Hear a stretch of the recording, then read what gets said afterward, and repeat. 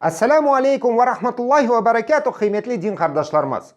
Bugünkü Ramazan nasihatimiz Müslüman memleketlerinde hak İslam devleti olan hilafetinin kaçınılmaz bir tarzda meydana gelmesi hakkında olacak. Bugünkü günlerde hilafet bu omurga geçirmek imkansız olan bir uydurmadır. Yani Rus dilinde mif degen laflarını Müslümanlardan bile işitmek mümkün.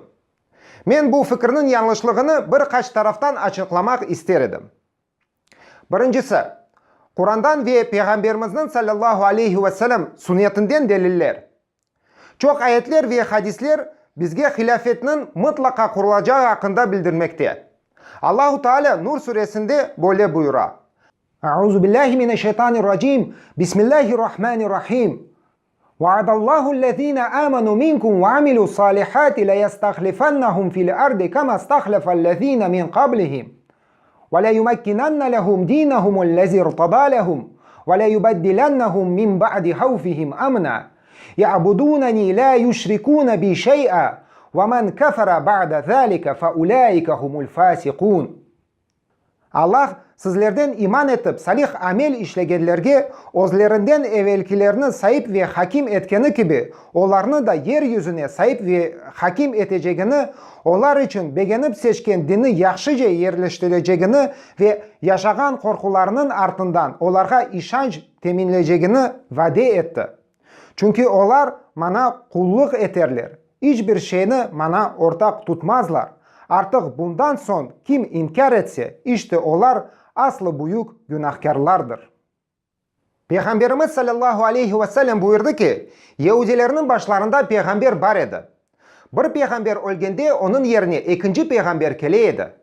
Menden son ise peygamber olmayacak ama arkamdan halifeler gelecek ve çok olacaklar. Daha bir hadiste Allah'ın Resulü sallallahu aleyhi ve sellem şöyle buyurdu. Allah bana bütün yer küresini gösterdi. Men onun garbi ve şarkı kenarlarını gördüm.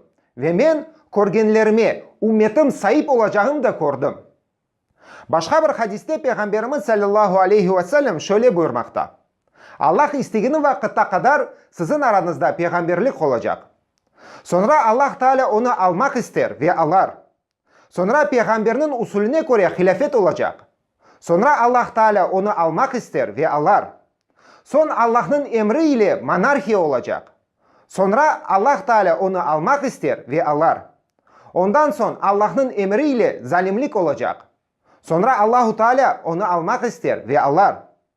Sonra da peygamberinin usulüne göre hilafet olacak. Ve bu sözlerden son Peygamberimiz sallallahu aleyhi ve sellem sustu. İkincisi, İslam alimlerin sözleri. 4 esas mekteplerin fıkhından alim olan Al-Carizi dedi ki, İmamlar yani 4 fıkıh mekteplerin alimleri bu Hanefi, Şafi, Hanbali ve Maliki.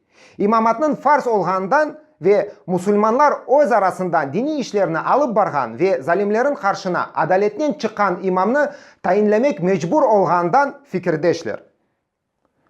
Üçüncü, İslam ümmetinin tarihi mirası. İzali lügatta uydurma yani Rus dilindeki mif sözünün manası bu olmayacak şey, uydurulgan hikayedir. O zaman geliniz İslam ümmetinin tarihine bakayık. İslam hilafet şeklinde omurga geçirildi mi? Elbette İslam'ın hilafet nizamı yüzyıllarca hayatını kurdu. İslamiyet'in tarihi boyunca İslam dini bütün hayat sahalarını hilafet şeklinde idare ederdi. İslam siyasi nizamı olan hilafet 20. asırların başında yok oldu. Ama ondan evvel 13 asır devamında muvaffakiyetle omurga geçirileydi. Dördüncüsü, kafirlerinin bile hilafetin kaytacağına inanganları. Arap Baharı'nın vakıyalarına bakanda kafirler arasından ekspertler ve jurnalistler yakın şark memleketlerinde ertekeş mutlaka hilafetinin peyda olacağından eminler. Lakin böyle aytılmalar daha 2000. senelerin ortasından çok eşitilmeye başladı. Mesela olarak tek birisini getireyim. Bu sözler Garp'ın ne kadar İslam devletinin kurulğandan korkanını göstermekte. 2004 senesi noyabr ayının 6'sında Henry Kissinger, Amerika Koşma Ştatlarının sabık göz sekreteri şöyle dedi. Bu tehlike biz 11 sentyabrda ko'rgan terrorizm tehlikasi gibi değil. Lakin o tehlike fundamental ve radikal İslam'dan keladi. Böyle İslam hilafet meselesinde ziddiyet sebebinden ılımlı yani umerini İslam'a karşı çıka. En esas düşmanlarımız bu hilafetini yanıdan kurmak için ılımlı yani umerini İslam hükümetlerini devirmek istegen fundamental İslam'ın faal azaları. Bu siyasetçilerin sözlerini evvel getirilgen ayet ve hadislerle kıyaslasak gadaplanmak mümkün. Ne için? Yüreklerinde Allah'a ve Peygamberine sallallahu aleyhi ve sellem iç imanları olmayan insanlar hilafetinin peyda oluvuna bazı yürekleri İslam nuru ile dolu Müslümanlardan daha ziyade inanalır. Ne için? Ayetlerini ve hadislerini boş laf saygan imansızlar hilafetini bekleyip onun peyda olmasına hazırlanganları vaktinde ayetlerge ve hadislerge inangan bazı Müslümanlar ise hilafet uydurma mı, gerçek mi deyip aleda tartışalır. Allah'a ve Peygamberge sallallahu aleyhi ve sellem inangan, elhamdülillah men Müslümanım degen insanga bu meselede nokta koymak için bir ayet ya da bir hadis bile yeterlidir. Çünkü Yüce Allah Yunus suresinde şöyle dedi. Ala inna lillahi ma fis semavati vel ard. Ala inna va'dallahi hakkun velakinne ekserahum la ya'lemun.